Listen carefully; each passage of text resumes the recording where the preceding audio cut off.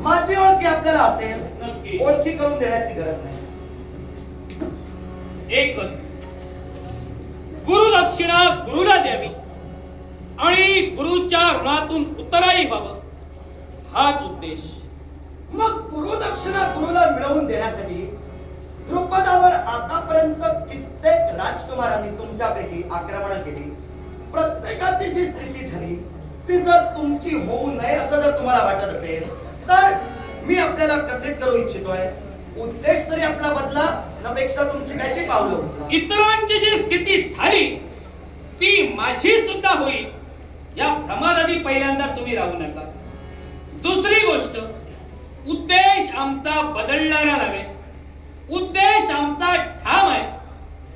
ज्या मित्राला तुम्ही शब्द दिला, अर्धा राज्य मी तुला वेळ प्रसंगी मी राजसिंहासनी बसल्यानंतर तुला दान दे किंवा तुला भेट म्हणून दे, मग ते दिलेले शब्द वेळ प्रसंगी तुमच्या करवी सत्य घटनेत उतरले नाहीत आणि म्हणून याचा जाब विचारण्यासाठी आणि गुरुदक्षिणेचं रूपांतर घेऊन पार्थ तुमच्यापर्यंत आला. पार्थ, तुझ्या मुखातून शब्द बाहेर पडले, अर्ध राज्य दान म्हणून किंवा भेट म्हणून मी राजा झाल्यानंतर देईन. मुळात आधी माझ्या मुखातून निघणारे शब्द हे या क्षणी मी सांगणार तेच खरे ठरतील, कारण तुमच्या गुरुंनी तुम्हाला काय सांगितलं याबद्दल मी बोलू शकणार नाही. पण मी त्या द्रोणाच्या वडिलांना त्यांच्या समोर सांगितलं होतं की मी जेव्हा राजा होईल त्यावेळी माझ्या मित्रासाठी मी अर्ध राज्य सुद्धा देईन. ते भेट दान असे शब्द नव्हते, पण योग्य वेळ ज्यावेळी आली आणि हाच द्रोण ज्यावेळी माझ्या पांचाल नगराच्या राजप्रासादी आला त्यावेळी मी त्याला मला कथित केलं की मला अर्ध राज्य नको, मला फक्त एक गाय तुझ्याकडून हवी आहे. तेव्हा गाय देण्याचं मी मान्य केलं, पण गाय दान म्हणून मी तुला देईन, जेणेकरून एका ब्राह्मणाला दान देण्याचं पुण्य मला मिळेल. मग त्याच्या मुखातून शब्द बाहेर पडले, मला दान नको, मला भेट हवी आहे. तेव्हा हा त्याचा मानस मला रुचला नाही, म्हणून त्याचा अपमान माझ्याकडून झाला. यात माझं काय चुकलंय तुझ्या मुखातून मला ऐकायचं. राजा द्रुपद, गाय तुम्ही त्यांना देणार, दान देणार, हे मित्र या जागी उभे राहून बोलला की राजा या जागी उभे राहून बोलला? मी त्या क्षणाला ज्या जागी उभा होतो ती जागा जर तू विचारत असशील तर मी सह अध्यायी या जागेवर उभा राहून ते शब्द माझ्या मुखातून बाहेर पडले होते. मी काय म्हणालो? राज दरबारी ज्यावेळी आमची गुरुदेवता आली त्यावेळी तुम्ही म्हणाला जर गाय तुला हवी असेल तर मी ती तुला दान म्हणून देईन. मग जे तुम्ही गाय दान देईन हे शब्द वापरला ते एक मित्र या जागी उभे राहून वापरला की एक राजा या जागी उभे राहून वापरला? मी काय तुला सांगितलं, आश्रमात ज्यावेळी मी बोललो होतो त्यावेळी सह अध्यायी म्हणून बोललो होतो, आणि ज्यावेळी माझ्या राज्यात तो आला त्यावेळी एक राजा म्हणून मी बोललो. म्हणजे आश्रमात ज्यावेळी तुम्ही त्यांना शब्द दिला त्यावेळी ते तुमचे मित्र नव्हते, सह अध्यायी होते. मित्र नव्हते, सह अध्यायी होते. मित्र नव्हते, निश्चितच नाही. राजे द्रुपद, तुमच्या जीवनात गुरुआश्रमी घडलेला प्रसंग आणि या प्रसंगाची जाणीव आम्ही आपल्याला करून द्यावी, किंबहुना ती आमच्या गुरुजनांकडून आम्हाला कळलेली आहे. ज्यावेळी सारे शिष्यगण गंगा तीरी पाणी आणण्यासाठी जात होते त्यावेळी एका व्याघ्रानं काही शिष्यगणांवर झडप घातली आणि त्यांना वाचविण्यासाठी राजा द्रुपद तुम्ही पुढे सरसावला. पण तो व्याघ्र ज्यावेळी तुम्हाला आटपेना त्यावेळी आमची गुरुदेवता म्हणजे गुरु द्रोणाचार्य यांनी त्या व्याघ्राशी झुंज केली आणि त्या व्याघ्राला परतावून लावलं. हे ज्यावेळी तुमच्या गुरुदेवतेला कळलं त्यावेळी संपूर्ण आश्रमात तुमच्या आणि आमच्या गुरुदेवतेंच्या पराक्रमांचं कौतुक झालं. मग ज्यावेळी तुमची गुरुदेवता आमच्या द्रोणाचार्यांना या पराक्रमाचा पारितोषिक देत होती त्यावेळी आमच्या गुरुदेवतेंच्या मुखातून निघालेले शब्द पराक्रम परिश्रम पारितोषिकाच्या अभिलाषेनं केले नाही. द्रुपद माझा मित्र आहे आणि या मित्राला वाचविण्यासाठी व्याघ्राशीच का वेळ प्रसंगी या विश्वातील काळाशी मी झुंज देईन. त्यावेळी गळा भेट झाली आणि पुढील सारे दिवस गळ्यात गळे घालून जे तुम्ही आश्रमात फिरलात ते मित्र नव्हे. हे तुझ्या मुखातून निघणारे शब्द, गुरुच्या मुखातून निघणारे शब्द आमच्या कानी पडले. आता तुझ्या मुखातून निघणारे शब्द. गुरुदेवतेनं हे प्रकरण तुला सांगितलं. व्याघ्राशी लढा दिला गेला आणि त्यावेळी माझा सह अध्यायी त्यावेळी एका मित्राने जी कृती करावी ती कृती करता झाला. म्हणून आश्रमात प्रत्येकाच्या नजरा आमच्याकडे मित्र या नजरेनच वळल्या गेल्या.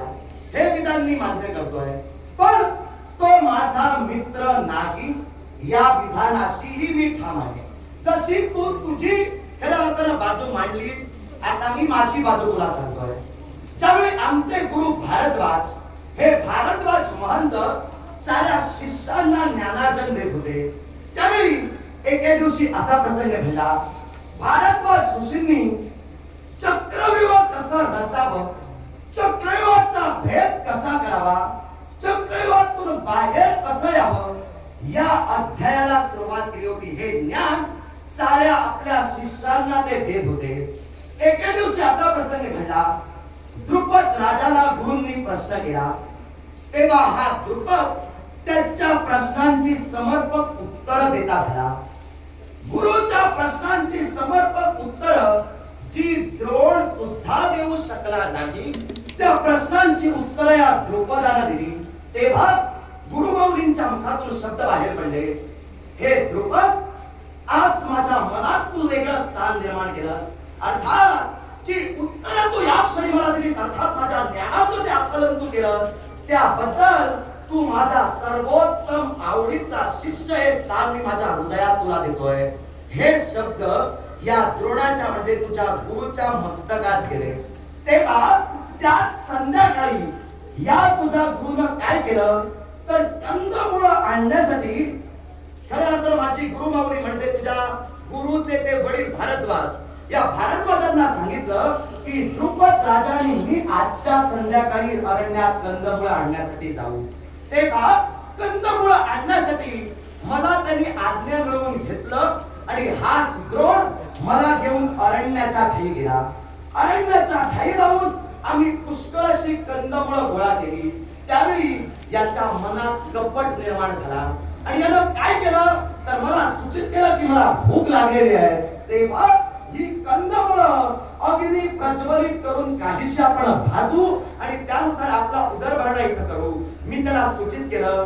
कंदमुळं गुरु आश्रमात नेऊन खऱ्या अर्थानं गुरुदेवतेच्या चरणाशी ठेवून ती शिजवून त्यानंतर खाण्याचा आपल्याला अधिकार आहे. पण तो सुद्धा माझ्या गुरुचा पुत्र होता, अर्थात हट्टाला पेटला. मी नको नको म्हणत असताना त्यानं शेकोटी पेटवली, अग्नी प्रज्वलित केला आणि त्या अग्नीत तो कंदमुळं भाजू लागला. घडलं काय, अग्नीत पेट प्रज्वलित करत असताना त्यानं जी लाकडं वापरली होती, जी काष्ट वापरली होती, ती काष्ट ही वांग्याची काष्ट होती. वांग्याची काष्ट धर्मशास्त्रात निषिद्ध मानली गेलेली आहे. अर्थात त्यानं वांग्याच्या काष्टापासून अग्नी प्रज्वलित केला आणि त्यावर कंदमुळं तो भाजू लागला आणि त्या क्षणाला आपलं तोंड एका वस्त्रात त्यानं गुंडाळलं आणि द्रुपदाच्या केश कळेला धरून मला त्यानं त्या अग्नीत माझं तोंड खऱ्या अर्थानं घातलं. त्यावेळी गुरुदेवतेनं दिलेलं ज्ञानार्जन, या ज्ञानार्जनाच्या योगे मी माझ्या कायेची म्हणजे माझ्या शरीराची तर सुटका करण्याचा प्रयत्न केला, पण वांग्याची जी काष्ट खऱ्या अर्थानं जाळली गेली होती त्यांचा धूर माझ्या खऱ्या अर्थानं सर्वांगात म्हणजे अंतःकरणात गेला. माझ्या शरीरात तो धूर गेल्या कारणानं माझ्या मतीत बदल झाला. माझी विचार करण्याची पद्धत खुंटली गेली. माझी आकलन क्षमता दुबळी झाली. कारण धर्मशास्त्रात वांग्याचं काष्ट निषिद्ध मानलं गेलं. घडलेला प्रमाण कशास तसा मी माझ्या गुरुदेवतेसमोर कथित केला. त्यावेळी गुरुदेवतेनं सांगितलं, माझा जरी तो पुत्र असला तरी यापुढं तुमच्या समवेत बसून मी त्याला ज्ञानार्जन करणार नाही. तेव्हा ज्यावेळी इतरत्र दिवशी आम्हाला ज्ञानार्जन होत होतं त्यावेळी काही काळासाठी हा द्रोण मागच आमच्या राहायचा. तेव्हा जे ज्ञानार्जन गुरु माऊली आम्हाला ज्ञानार्जन ऐकून ऐकून तो ग्रहण करत होता. एके दिवशी असा प्रसंग घडला की चक्रव्यूहाचा जो अध्याय सुरू होता, चक्रव्यूहाचा जो भाग आम्हाला आमची गुरुमाऊली कथित करत होते, त्या भागात गुरुदेवतेंनी सहज प्रश्न उपस्थित केला. त्या प्रश्नाचं उत्तर आश्रमाच्या ज्या चौकटीत सारे शिष्य बसले होते त्याच्या बाहेरून उत्तर मिळालं. ते उत्तर हे द्रोणानं दिलेलं होतं. अर्थात त्यावेळी खऱ्या अर्थानं आमची गुरुमाऊली प्रसन्न झाली.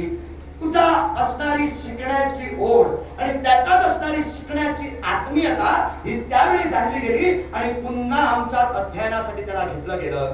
जो अग्नीत माझं तोंड भाजण्यासाठी टाकतो, मित्रत्वाचे पास तो तिथंच संपवतो, म्हणून तो माझा मित्र नाही. मी स्पष्ट करून तुला सांगितलेलं. राजा द्रुपद,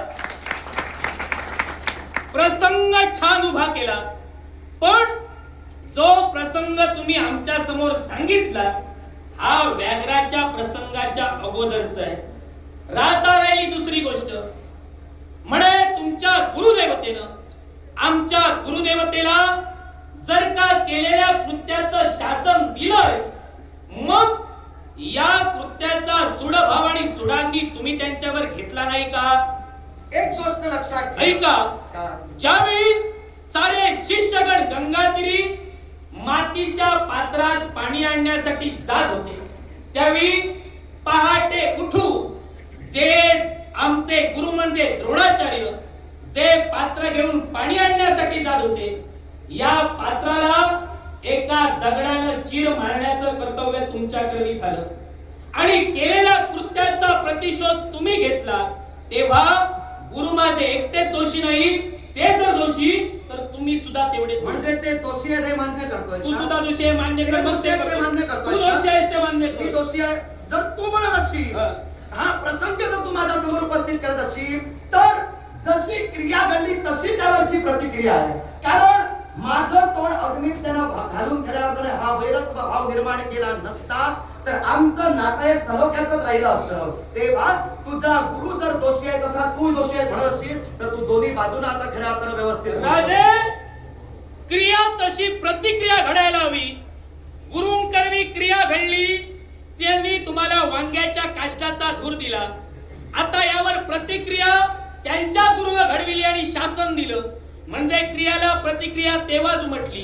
तुम्ही दुसरी प्रतिक्रिया का उमटवला? मग जसा आता तुझ्या गुरुच्या मनात सूडभाव आहे, ज्याप्रमाणे माझ्या राज्यात त्याचा जो अपमान झाला म्हणून तुम्हा शिष्यांना गोळा करून माझ्यावर तो खऱ्या अर्थानं पाठवतोय, अर्थात त्याच्या अंतस्करणात जो सूडभाव सतेज आहे तसाच माझ्या अंतस्करणात आहे. मग तो आपला सूडभाव सतेज करण्यासाठी जर वाटेल ते करू शकतो, मी का करू नये? ते शब्द जर का एक राजकर्ता पूर्ण करू शकत नाही तर तो राजकर्ता म्हणण्याच्या योग्यतेचा आहे का? दिलेले शब्द राजकर्ता पूर्ण करू शकत नाही असं म्हणू नकोस. मी माझे शब्द पूर्ण करण्यासाठी झटत होतो, त्याला जर त्याची इच्छा पूर्ण जर करून घ्यायची नव्हती तर हा त्याचा दोष आहे. राजे, तुम्ही आमच्या गुरुदेवतेला पर्याय दिला की दान म्हणून माग, तर मी तुला काय देईन.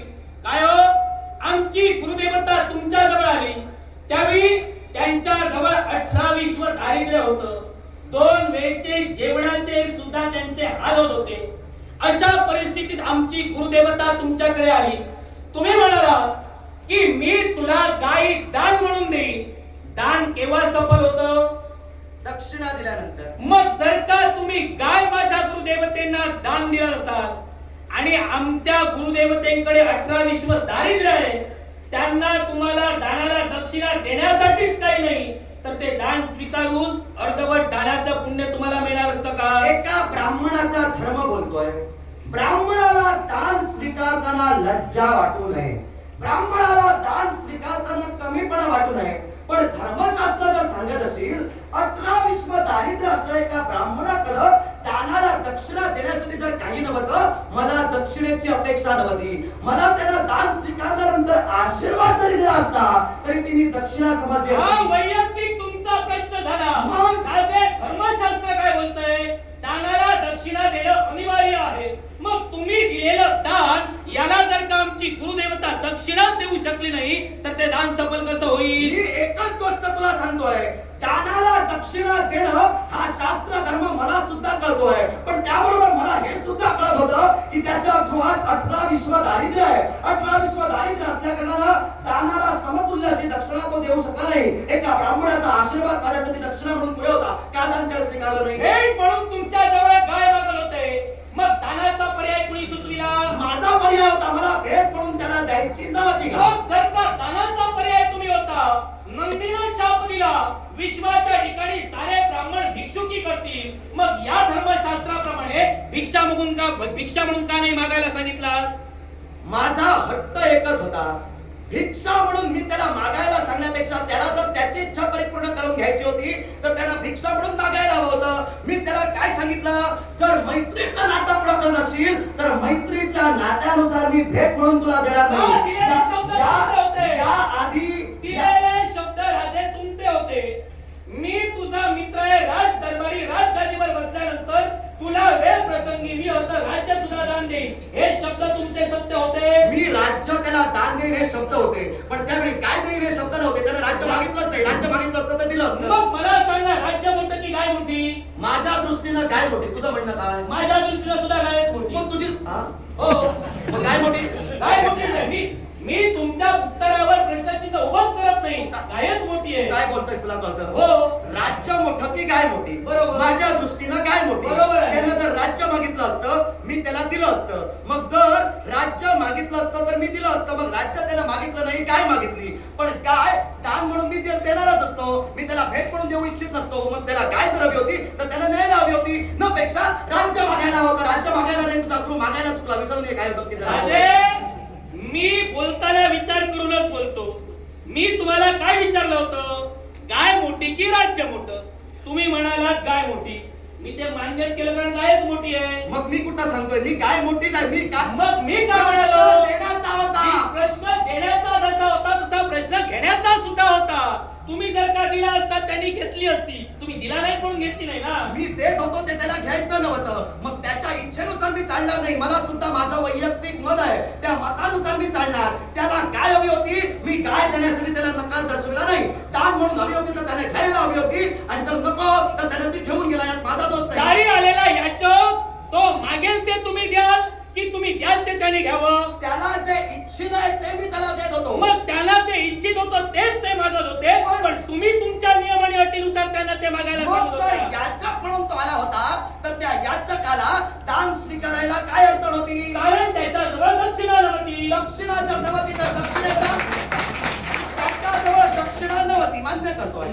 मग दक्षिणा जर नव्हती, मी तुला काय सांगितलं, मला त्यानं फक्त आशीर्वाद जरी दिला असता तरी मी दक्षिणा खवल्यावर तर तो आशीर्वाद स्वीकारला असता. मी त्याच्याकडे इतरत्र दक्षिणा म्हणून काही मागितलंच नसतं. तू जर म्हणत असेल कारण त्यानं तसं मला सांगितलं नव्हतं, तर तो जेव्हा राजप्रासादी आला होता तेव्हा तो सांगत होता मला फक्त भेट हवी आहे, मला दान नको.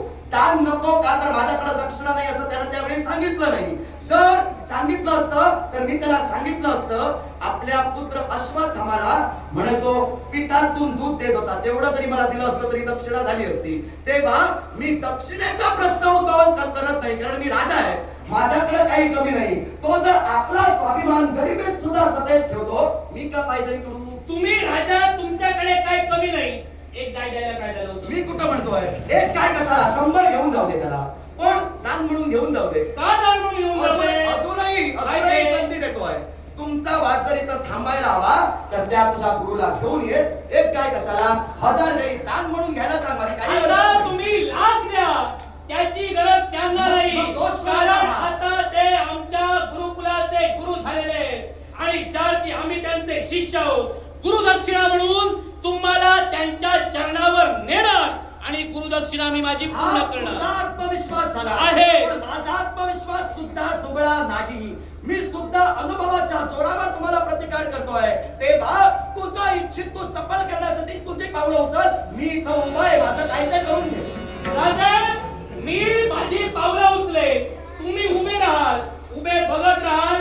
माझं शस्त्र आणि तुमची मान कधी उडेल सांगता येत नाही. किंवा मी पावलं उचलल्यानंतर तुम्ही सुद्धा पावलं उचलायची गरज आहे म्हटलं. प्रत्येक वेळी समोरच्याला सांगायची गरज नसते तू तुझी पावलं उचल. आता मी सांगतो तुम्ही तुमची पावलं उचल. हे आता तू मला सांगतोय, तू अलीकडे शिकलास आणि मला येऊन सांगतोय. मी केव्हा शिकलो यापेक्षा मी काय शिकलो याला महत्व आहे. काय शिकलास ते तुझ्या लक्षात.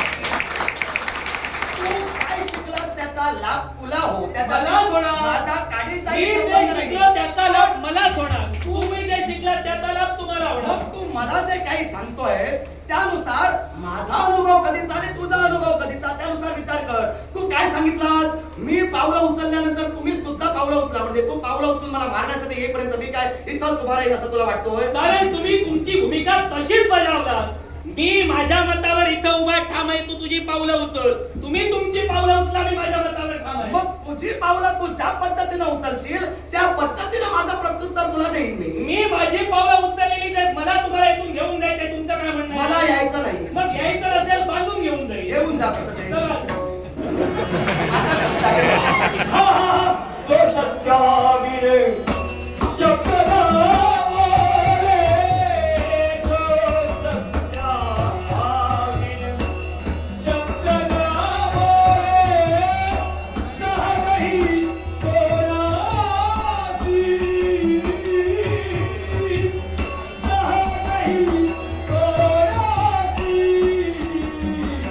मित्रा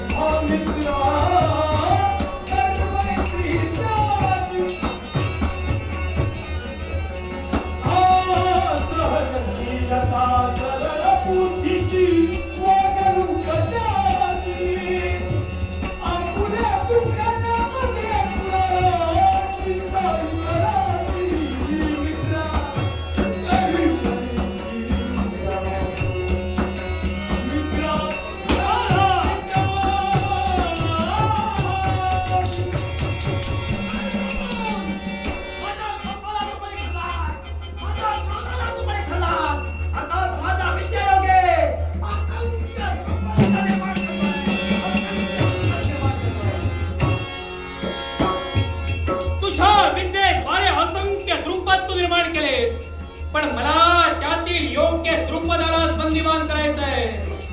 गुरुदेव, जय गोपाल कृष्ण, जय गोपाल कृष्ण, जय गोपाल कृष्ण. राजा सावधान, सावधान, सावधान. गुरुदेव,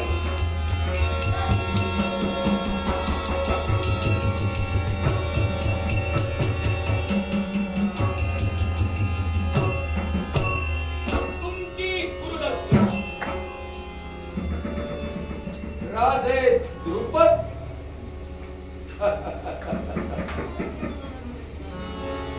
पराक्रमाच्या बलगणा केलात आणि ज्यावेळी एका ब्राह्मणाचा धडधडीत अपमान तुम्ही केलात, अर्थात जाणीव आहे का त्या शब्दांची? मग आता या क्षणाला आपल्या मनाच्या ठिकाणी कोणता भाव निर्माण झालाय स्पष्ट. मित्रा मला क्षमा. काय म्हणालास मी ऐकलं नाही. मित्रा मला क्षमा. मित्र? कोण कुणाचा मित्र?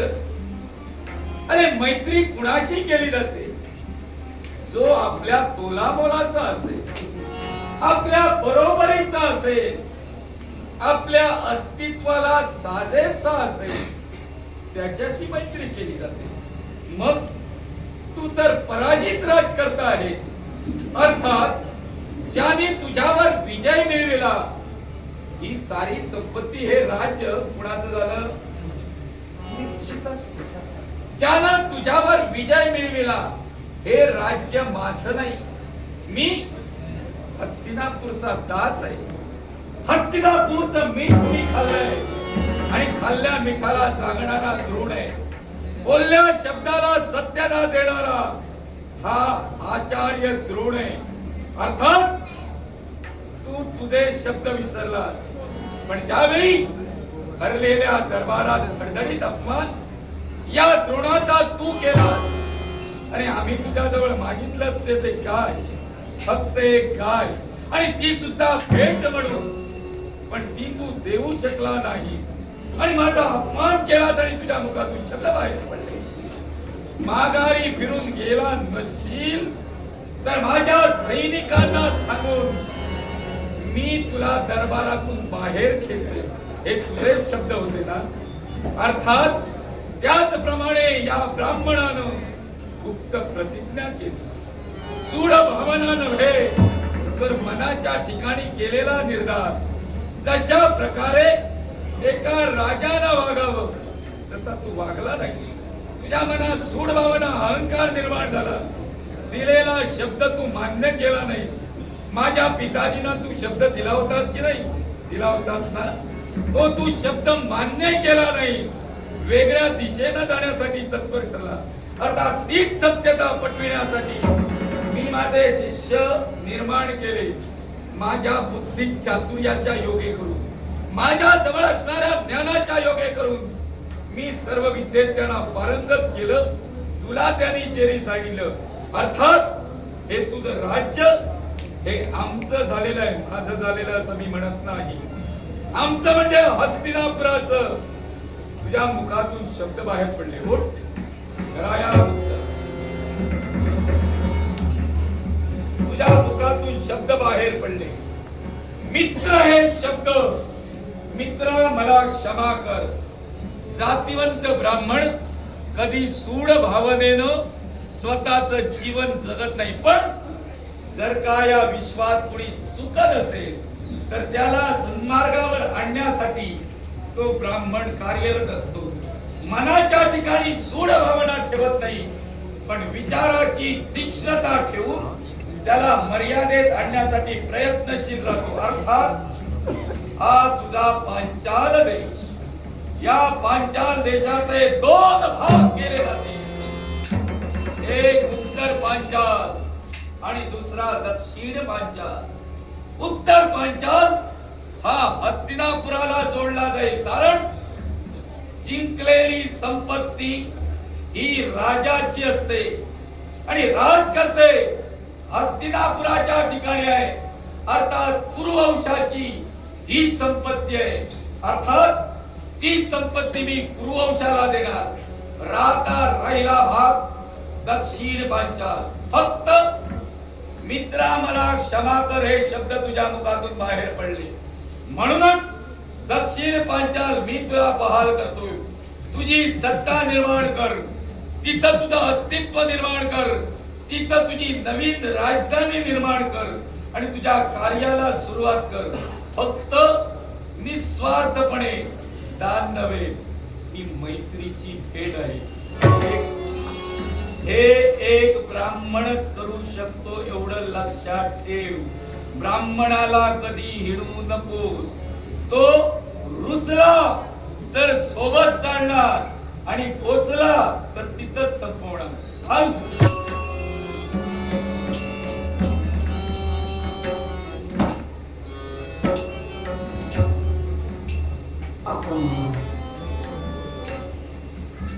द्रोण माझा अपमान तू केलास. अर्थात या अपमानाचं योग्य ते प्रत्युत्तर योग्य वेळी एका क्षणी दे.